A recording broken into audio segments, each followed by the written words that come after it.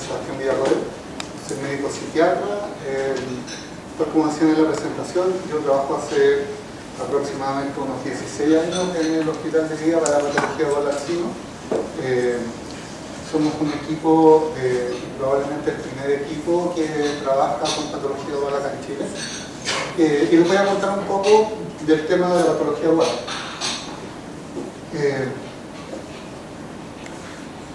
Cuando uno empieza a ver cuáles son los elementos críticos o las dificultades que uno puede encontrar dentro de la patología dual, ¿no es cierto?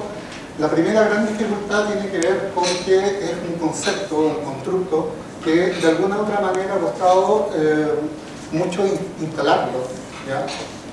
Debido principalmente a que, tal como ustedes saben, la salud mental dentro de la medicina es como el patio trasero. Las adicciones dentro de la salud mental son aún más traseros. Y la patología dual dentro de la adicción está en el fondo, ¿ya? ¿Por qué? Porque básicamente son pacientes muy complejos, son pacientes donde el tema de las recaídas es lo habitual, donde los equipos tienen que tener un grado de tolerancia y tolerancia a la frustración, ¿no es cierto?, que produce el tema de las recaídas, que es muy alto. Ahora, ¿cuáles son, desde mi punto de vista, las dificultades que podríamos encontrar? Primero, que muchas veces ha costado encontrar alguna similitud, alguna relación entre trastornos mentales y el trastorno de uso de sustancias. Nosotros podríamos decir que existe un amplio espectro de patrones de asociación, ¿ya? Y que estas varían según el tipo de trastorno, según el tipo de sustancia involucrada y el patrón de consumo, de acuerdo a la gravedad de los síntomas, en que el curso es más o menos crónico, en que hay una discapacidad resultante. Todos estos elementos resultan ser elementos comunes tanto para los trastornos mentales como para el trastorno de uso de sustancias. Además, en ambos cuadros, ¿no es cierto?, nosotros encontramos que hay un grado de compromiso de diversas funciones en distintas áreas.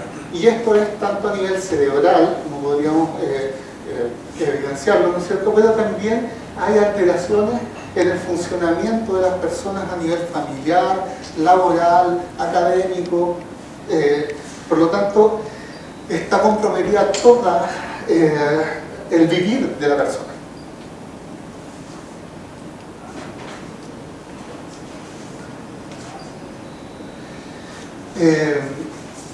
Ahora, otra de las dificultades que hay en el tema de la patología dual y en el tema de las adicciones desde mi punto de vista tiene que ver con que muchas veces los clínicos estamos en la búsqueda de qué fue primero, si primero fue la adicción o primero fue el trastorno mental, ¿no es cierto? Y además ocupamos esto para poder discriminar y de alguna manera como criterio de exclusión muchas veces, ¿ya? Yo trabajé por años, y hablo de años como 10 años, en el Hospital Esperar, en la unidad de mediana estadía, ¿ya? La unidad de mediana estadía estaba enfocada básicamente en personas con trastornos psiquiátricos severos, ¿ya? Pero, por criterios de la jefa del momento, ¿no es cierto?, se excluía de esto el tema del consumo de drogas. Y obviamente uno de los criterios de exclusión más importantes era que si lo primario era el consumo de drogas, era un paciente que nosotros no podíamos tratar en la unidad. ¿Ok? Por lo tanto, esto de que ¿qué es primero? Yo no sé si, por lo menos desde mi punto de vista y con la gente con la que trabajo, no tiene mayor relevancia, ¿ya? Porque en el fondo tenemos que tratar ambas patologías, ¿ya? Y lo que realmente importa es si yo al momento de hacer el diagnóstico, y se lo voy a mostrar más adelante, estoy haciendo el diagnóstico de una manera transversal, o sea, en el momento en que estoy evaluando al paciente, y por lo tanto la probabilidad de que yo me equivoque también es bastante alta, porque si no tengo presente que esta persona puede estar consumiendo drogas, voy a decir, no, que lo que él tiene es una psicosis, si es una psicosis, podría incluso decirle que tiene una esquizofrenia y por lo tanto lo estoy estigmatizando de entrada, ¿ya? Y cuando le digo, usted tiene una esquizofrenia, le estoy diciendo va a tomar medicamentos el resto de su vida y ya lo crucifiqué de alguna manera. ¿no es cierto? Por otro lado, lo que yo necesito, y en eso obviamente el tema de la entrevista motivacional me puede servir mucho, o el tema de tener un plan de tratamiento amplio, o sea, con mucho tiempo, y nosotros tratamos en el Hospital de Villarcino a las personas entre 6 a 8 meses, y a veces hasta un año.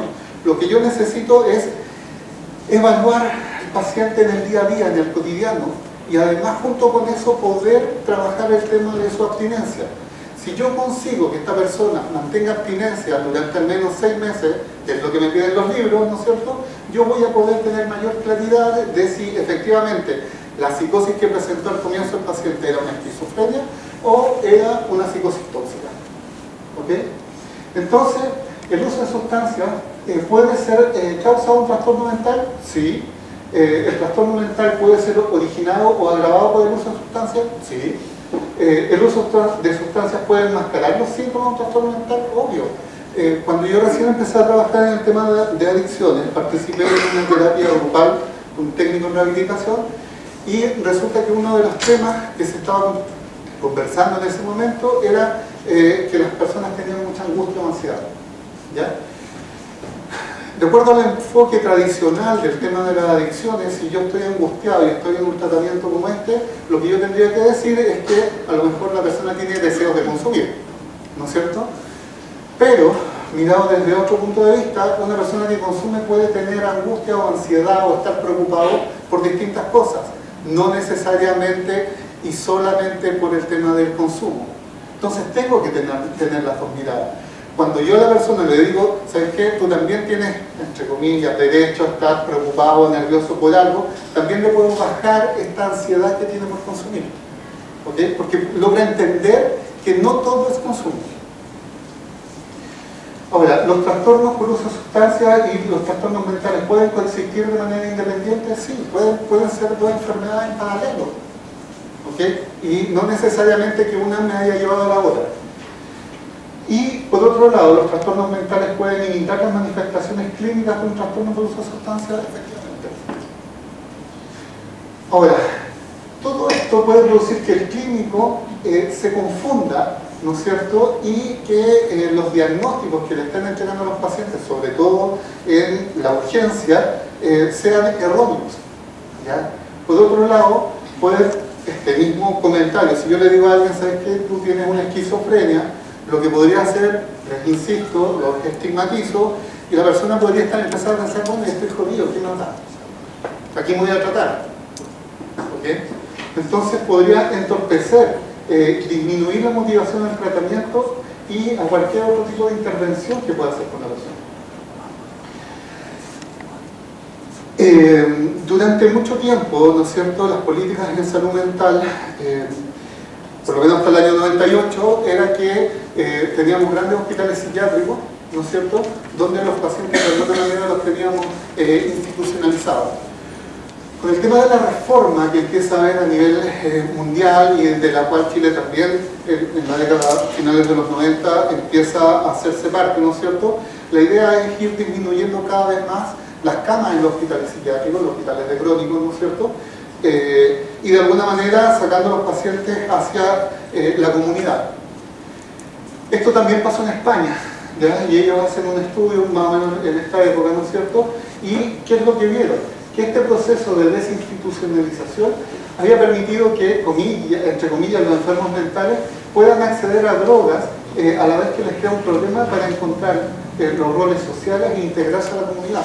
O sea, en el fondo, ellos estaban viendo que este mismo hecho de empezar a cerrar los hospitales psiquiátricos, como que aumenta el riesgo o la probabilidad de que estas personas consuman drogas.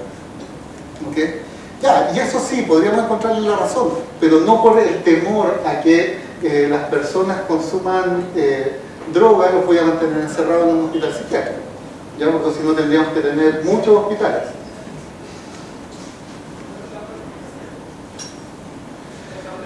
Ahora, en relación al término de la patología dual, y aquí hay otra de las controversias que existe, es qué tan amplio o no ocupamos el concepto, ¿ya? Para algunas para algunos centros, para algunos equipos de trabajo, el diagnóstico de la patología dual es cualquier enfermedad del eje 1, ¿ya? Esquizofrenia, trastornos depresivos, trastornos del ánimo, trastornos de ansiedad, asociado a un trastorno por uso de sustancias. Pero hay una definición que es mucho más amplia y de la que por lo menos a mí me hace mucho más sentido, que es incluir también las patologías del eje 2, ¿ya? O sea, los trastornos de personalidad. ¿Por qué? Porque cuando una persona con un trastorno de personalidad más o menos grave tiene consumo de drogas y alcohol, es más factible que realice cuadros psicóticos, ¿ya? Y es mucho más difícil poder tratarlos, ¿ya? ¿Por qué? Porque, por último, si tuvieran una esquizofrenia, yo lo puedo estabilizar dándole el antipsicótico, pero como esto es solamente una psicosis tóxica, lo voy a tratar al comienzo con el antipsicótico, pero en algún momento le tengo que quitar el medicamento. No lo puedo dejar pegado eternamente con un medicamento, ¿ya? Y ahí el riesgo también de recaída puede ser mucho más alto. Entonces, como definición, la coexistencia de trastornos por uso de sustancias con otros trastornos psiquiátricos. O, una más actualizada dice que es la existencia simultánea o secuencial a lo largo del ciclo vital de un trastorno adictivo y otro trastorno mental. Y es a lo largo del ciclo vital, o sea, podría ser en cualquier momento de la evolución de la persona, ¿ya? Este término fue acuñado en España por el doctor Miguel Casas. Ahora, factores que han impedido la valorización de la patología dual. Primero, que la conceptualización de la adicción como una enfermedad mental. Durante muchos años, y yo ahí no tengo muy claro si es por eso que, por lo menos acá en Chile, el tema de las drogas no está incluido dentro de los planes de salud, sino que está más en interior, ¿ya? Tiene que ver con que muchas veces se consideró a la adicción como un problema social, ¿ya? Y por lo tanto, desde ahí el tema de tú tienes que tener voluntad para cambiar, era como muy empleado en las comunidades terapéuticas y en todos los centros de adicción, donde no se entendía que efectivamente el tema de la adicción es una enfermedad mental. Es una enfermedad que afecta al cerebro y que produce alteraciones y modificaciones en el funcionamiento cerebral.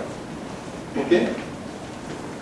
Ahora, la existencia de redes clínicas separadas, una de salud mental y otra de drogodependencia. Y tal como les decía al comienzo, hace un rato, ¿no es cierto? La unidad de drogodependencia estaba muy lejos de la unidad de salud mental. Tratábamos de no mezclarlos. ¿Por qué? Porque el riesgo de que el paciente que se atendía en la unidad de salud mental, que tenía esquizofrenia, se juntara con este otro que está consumiendo droga es muy alto, y yo no quería que eso pasara, porque se podía contagiar. ¿Ok? Entonces, los tenía muy separados.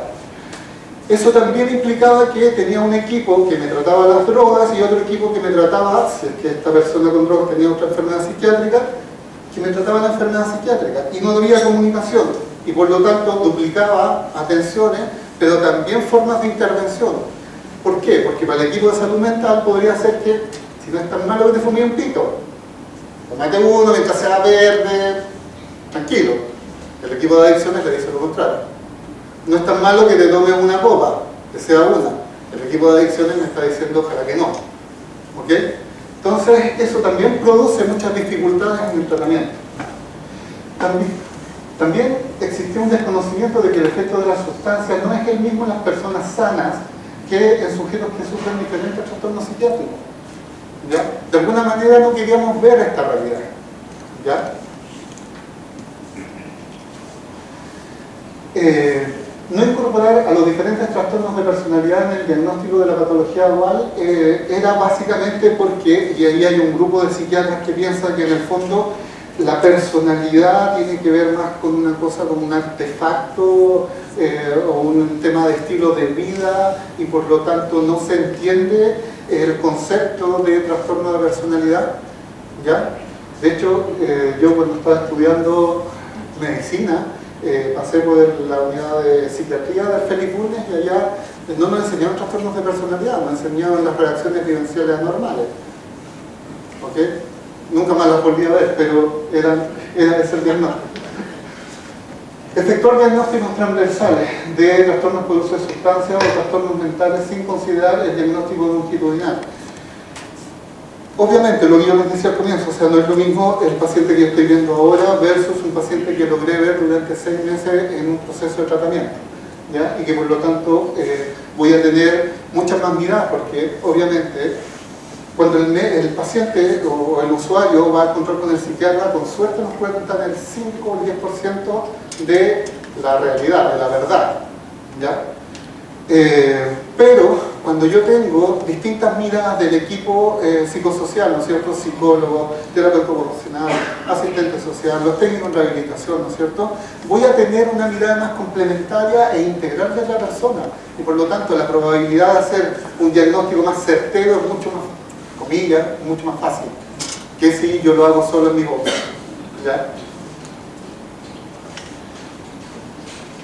Entonces, ya estamos viendo que un tema de dificultad tiene que ver con el diagnóstico, y lo otro tiene que ver con la prevalencia que podríamos encontrar. Estudios realizados en la Comunidad de Madrid desde el año 2008 vieron que en las redes sanitarias públicas relacionadas con salud mental, el 53% de las personas que reciben tratamiento presentan una patología dual. O sea, la mitad, poco más de la mitad de las personas que están en tratamiento pueden caer dentro de un diagnóstico de dualidad. Sin embargo, no es tratado como tal, ¿ya? Cuando nos vamos a las redes, ahora al otro lado de la vereda, ¿no es cierto? Y nos vamos a las redes de drogodependencia, el porcentaje de duales llega a un 63%. O sea, no es menor, ¿ya? El tema es que también durante mucho tiempo nosotros pensábamos que cuando tratamos a una persona con un problema de consumo de sustancias, creíamos que era puro, ¿ya? O sea que en el fondo era como este adicto puro, ¿ya? Como si yo pudiese tener solamente al esquizofrénico puro, era el adicto puro al que yo quería tratar. Pero la verdad, si es que uno hila un poco más fino, ¿no es cierto? Para que una persona llegue a desarrollar una dependencia o una conducta abusiva, tiene que tener un problema de personalidad, ¿no es cierto? Porque no porque sí yo me voy a quedar pegado, yo podría probar algo, ¿no es cierto? Pero lo pruebo y me da lo mismo y ya, chao, ¿no es cierto? Porque entiendo que no me satisface, no me llena plenamente. Pero si yo tengo algún tema con mi forma de ser, la probabilidad de que yo me quede enganchado en algo, y ese algo puede ser cualquier tipo de droga o alcohol, o juegos, video, internet, etcétera, es mucho más alto. En los casos de los trastornos mentales graves, el porcentaje de pacientes con patología dual alcanza entre un 20 a un 30%. Y cuando hablamos de trastornos mentales graves, estamos hablando de diagnóstico de psicosis con algún trastorno de personalidad, la duración de la enfermedad superior a 2 años, la presencia de una discapacidad moderada o grave en el funcionamiento social, familiar o laboral. Y si agregamos la última, la presencia de una patología dual, el trastorno mental grave es mucho más grave, ¿ya? Termina siendo mucho más severo. ¿Por qué? Porque tengo mayor riesgo de recaída, ¿ya? Y ahí es donde tenemos otro elemento crítico, ¿ya? El otro elemento crítico es que la dificultad que tenemos a nivel del sistema público para poder internar pacientes con adicción es alta, ¿ya? O sea, yo trabajo en el área suroriente, y el área suroriente, que incluye comunas tan populosas como La Florida, Puente Alto, La Granja, La Pintana, ¿no es cierto? San José de Maipo, Pirque, tenemos 2 unidades de hospitalizaciones psiquiátricas. Hospital Soledad del Río, que con suerte tiene 46 camas, y Hospital La Florida, que con suerte tendrá 26 camas. De este total de camas, que seamos generosos son 90, las camas que nos pasan a adicción son 6, y las camas que nos pasan a dualidad, con suerte, 2 o 3. O sea, la dificultad que yo tengo con este tipo de pacientes para poder realizar un tratamiento que uno podría considerar óptimo es súper difícil, ¿ya? ¿Por qué? Porque se ha visto en distintos estudios, tanto en Latinoamérica como en Europa, que es mucho más probable lograr una rehabilitación si yo primero al paciente lo paso por una unidad de corta estadía, donde lo desintoxico por lo menos, ¿no es cierto? Y lo tengo entre 3 a 4 semanas internado para desintoxicarlo y para disminuir el craving. Ni siquiera es tratarlo, sino que solamente disminuir el craving. Y después de eso lo podría pasar a una unidad ambulatoria como en la que trabajo yo, donde debería estar 6 a 8 meses. ¿Ok? Y ahí el éxito podría ser relativamente aceptable, ya considerando que la realidad de los pacientes actuales es que recaigan, ¿ya?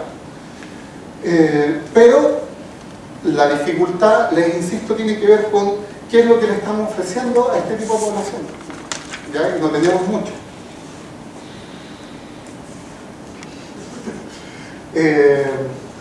Entonces, la prevalencia de la patología dual alcanza más o menos al 50% de la población que se está tratando en salud mental. Y, por otro lado, podríamos decir entonces la dualidad es lo esperable, no la excepción, ¿ya? Su presencia ha sido rechazada, negada o poco valorada en los programas asistenciales. O sea, de hecho, cuando nosotros acá tenemos que existe el GES para algunas enfermedades mentales, son 3: depresión, bipolaridad y esquizofrenia primer brote, ¿ya? Si no tienen esto, no son GES y por lo tanto el tratamiento se hace medio complejo, ¿ya? El tema es que para patología dual, y nosotros que el hospital de día, Alcino, ¿no es cierto?, de la comuna de La Florida, es un centro de atención primaria, ¿ya? O sea, somos un consultorio, un CEFAM. No somos un centro de atención secundario ni especializado. Por lo tanto, yo no puedo manejar clozapina. Mis canastas de tratamiento son más o menos bajas, ¿no es cierto? Y por otro lado, tengo la dificultad de que si yo me quisiera hacer las cosas lo más correcto posible, ¿ya? Significaría que un paciente que yo diagnostiqué como depresión, a lo mejor no le podría estar dando olanzapina, ¿ya? ¿Por qué? Porque dentro de la canasta de depresión no tiene incluida la olanzapina, ¿ya? Pero como tengo un paciente dual, deprimido, que hace un síntoma psicótico, le tengo que dar olanzapina. Bueno, gracias a Dios yo se la doy y nadie me dice nada. Pero si fuese legal, si ya el CERTA y alguien nos va y nos vigila y nos cuantifica las cosas, estamos jodidos. Porque no existe una canasta para patología dual. Ahora, ¿cómo hago una canasta para patología dual? Tendría que decirle a los colegas, ¿saben qué?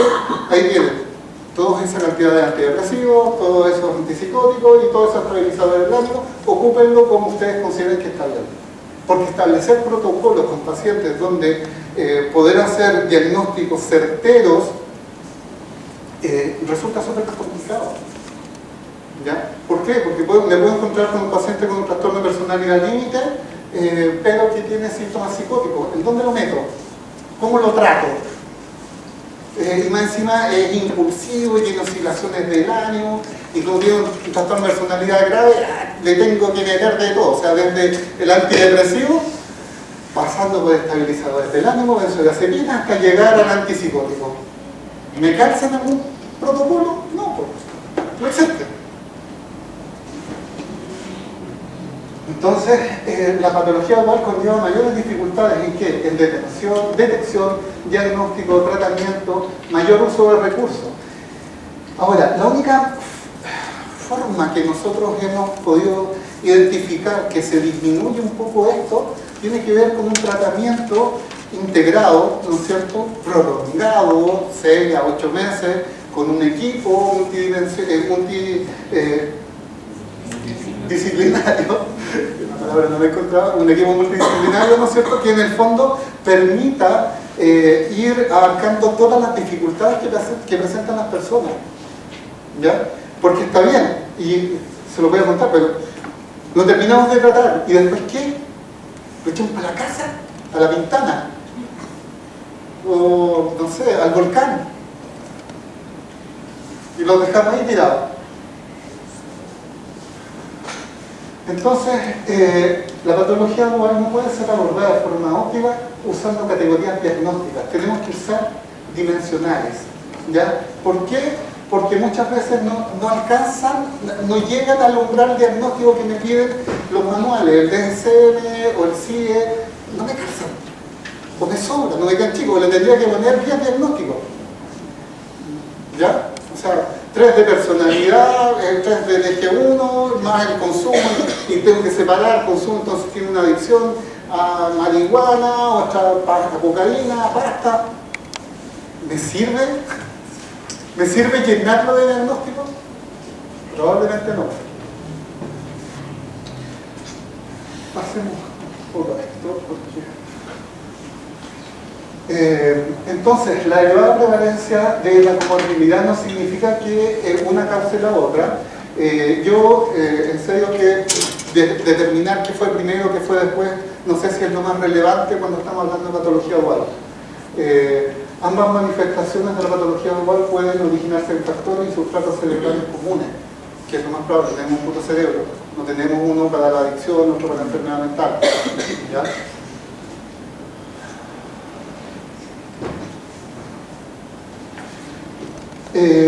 Como les decía, no existe una política pública de salud que incluya la patología dual como tal, y por ende no existen canastas de tratamiento para dichas personas, canastas específicas. ¿Ya? Ahora, como también estaba mencionando, datos que uno podría tener dentro de la población. Yo trabajo en la clínica Ñuñoa, una clínica privada, ¿no es cierto? Sector oriente, porque está en Ñuñoa, ¿ya? Y allá la cantidad de pacientes hospitalizados el año pasado en hombres fueron 193 durante el año. Nosotros tenemos 16 camas de hombres, ¿ya? Y dentro de ellos, la mayor cantidad, o el diagnóstico principal realizado fue trastorno por abuso o uso de drogas y alcohol, ¿ya? Que correspondió a casi la mitad de los pacientes internados, hombres. Y en el fondo de estos hombres, muchos de ellos tenían asociado un trastorno psiquiátrico severo. Pero además no es solamente eso. Como las ISAPRES no cubren el tema de la adicción, como las ISAPRES no cubren menos el tema de la patología dual, tengo que disfrazarle los diagnósticos. Entonces, para la ISAPRE, esta persona tiene un trastorno de ansiedad con intento de suicidio, o tiene un descontrol de impulso, o tiene cualquier cosa menos lo real. ¿Ya? Dale. Ahora, en el hospital de día para patología dual al seno, ¿no es cierto? Nosotros tenemos que el principal diagnóstico que de alguna manera hemos tenido es de esquizofrenia, ¿ya? Y posteriormente viene los trastornos psicóticos inducidos por drogas, ¿ya? Ahora, muchas veces a nosotros, ¿qué es lo que nos pasa? Que nos llegan pacientes diagnosticados con esquizofrenia, como se desintoxican, lo evaluamos durante todo este tiempo, finalmente no tenía la famosa esquizofrenia o no tenía el famoso trastorno bipolar. O sea, hacemos cambio de diagnóstico. ¿Ok? ¿Pero por qué? Porque tenemos tiempo para verlo. El tema es que el servicio de salud, nosotros no somos rentables, somos un equipo caro. ¿Ya? Con suerte damos 23 o 24 altas al año. El primer hospital de patología dual en Santiago fue el hospital del Salvador, tenía la unidad de patología dual. Ese fue el primero. Y eso duró hasta febrero del 2003. En febrero del 2003, por cambio en la dirección del servicio de psiquiatría del Salvador, se dice, ustedes son un equipo muy caro, no sirven, y lo cambiaron ¿a qué? A un hospital de vida, pero para patologías como depresión, como esquizofrenia, que eran las dos auges en ese momento. Y podíamos sacar pacientes más rápido. Obviamente ahí yo me cambié al cielo. ¿Ya? Eso. Gracias. Muy bien.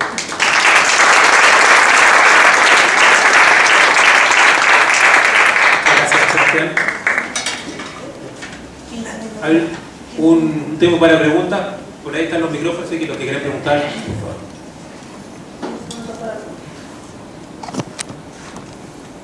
Hola. Buenos días. Durante los últimos años, el Servicio Metropolitano Sur Oriente ha capacitado o han tratado de capacitar a profesionales dentro de lo que es la DBT, terapia conductual dialéctica. Sobre todo para trabajar con los pacientes que son un poquito más complejos, por ejemplo en APS. Bueno, y en DBT igual está esto, ¿cierto? Del trabajo del trastorno de personalidad límite, trastorno de la conducta alimentaria y también adicciones. No sé si usted ha tenido la oportunidad de trabajar dentro de esta área y cuál es la... El año antepasado, dos de las psicólogas que trabajan en el equipo hicieron el diplomado de DBT. Y ellas durante un año, un poco más, estuvieron implementando un tipo de terapia grupal, utilizando muchos de los elementos de DBT.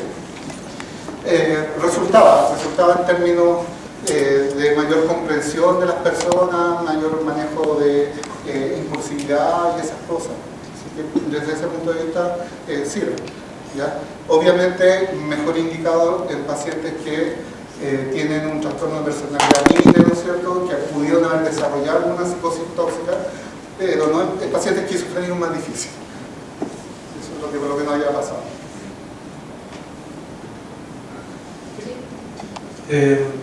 Estaba muy interesado en conocer tu opinión respecto a esto que mencionaste en relación a cómo el concepto de problema social respecto al consumo de sustancias llevó a un concepto de la voluntad. Te lo pregunto porque he conocido varias experiencias de trabajo con temas de salud mental, asociado a drogas en el extranjero, y una de las cosas que más le ha servido es justamente considerar el problema social. Pero no asociado a lo volitivo, no un problema volitivo, sino un problema social en definitiva donde se tiene que hacer trabajo interagencia, trabajo entre distintos actores, incluir a las familias y a las distintas redes del sector. De hecho, hay ejemplos en Tromsø, por ejemplo, en Noruega, que son bastante exitosos respecto a lo que es el diálogo abierto, como una forma de trabajar tanto situaciones de salud mental como problemas asociados al consumo.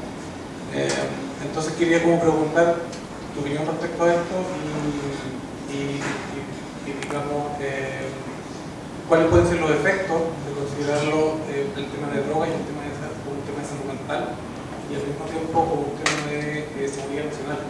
Porque efectivamente el tema de drogas está tratado por CENTRA, que está en el Ministerio del Interior, y trabaja con un tema de seguridad nacional, está asociado a la seguridad nacional. Entonces, ¿cuál es el problema de dejarlo o cuál es la interpretación respecto de dejarlo en estos dos puntos, en estas dos áreas, que es salud y seguridad nacional, versus el trabajo de la agencia y la concepción del problema social? Está larga, pero... Esto es opinión casi personal. Cuando yo hablaba de que se consideraba un problema social, ¿no es cierto?, tenía que ver con que los equipos que al comienzo empiezan a trabajar con el tema de las adicciones son equipos que no incluían médicos, menos un psiquiatra. ¿Ya? Entonces eran a lo más psicólogo, asistente social, no sé si terapeuta ocupacional en esa época, probablemente no, ¿no es cierto? En el fondo tenían un enfoque que estaba más dado hacia cómo hacemos una especie de contención, pero desde lo social, ¿ya? Casi siendo como bien, como me dice un amigo y mi jefe en el Alcino, como muy hippie, en el sentido de que vamos, nos juntamos con los cabros, tocamos guitarra, con ping-pong y tratamos de hacer algo, ¿okay? Versus lo que empieza a pasar después, en donde la mirada es un poco más médica, pero tiene que ser más médica, más comunitaria, más que médico biológico de voz. ¿Ya? Lo que ha ido pasando, por ejemplo, en el equipo de nosotros, es que es un equipo comunitario. Nosotros no estamos asociados a un hospital, nosotros estamos en la mitad de la Florida, ¿ya? Rojas Magallanes con Paraguay, una raza como cualquiera, ni siquiera tenemos recreo, ¿ya? Y lo que hemos ido haciendo, porque en el fondo sí es un problema social, ¿ya? Pero tratar el problema social acá en Chile no tiene como todas las redes o todas las conexiones que yo necesito. ¿Por qué? Porque para hacerlo como corresponde, en serio que tengo muchas trabas, ¿ya? Si estoy asociado a un hospital para que venga la embajada de Japón y me done algo, no puede.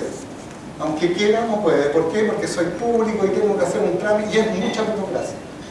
Entonces, nosotros, ¿qué es lo que hicimos? Empezamos a ver a lo largo de los años cuáles eran las dificultades que teníamos. Primero, les insisto, los chiquillos terminaban su tratamiento y quedaban en nada. formamos un centro de integración, los dejamos viniendo igual un par de días y ellos tienen como una estructura propia, ¿ya? Pero siguen vinculados de alguna manera a nosotros, sabemos en qué están. Después el otro problema es familia, ya, se morían las mamás, mamás, porque los papás a veces serios, ¿ya? Se morían las mamás, la familia aburrida, bla, bla, bla. Creamos un hogar protegido. Claro, no son muchas camas, 8.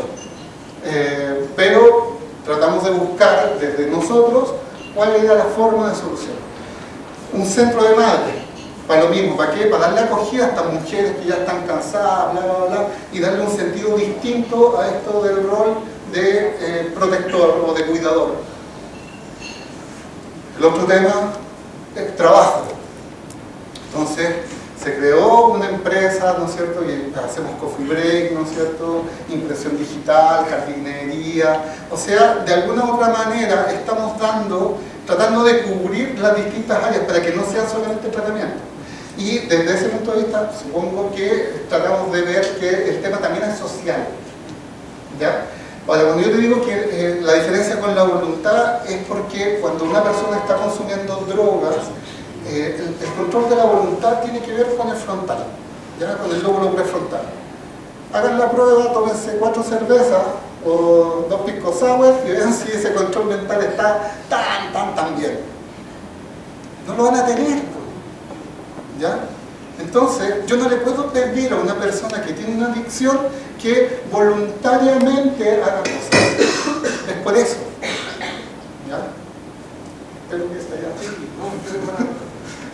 Bueno, agradecemos nuevamente a Sebastián y ahora nos queremos invitar a un coffee que está al fondo del salón.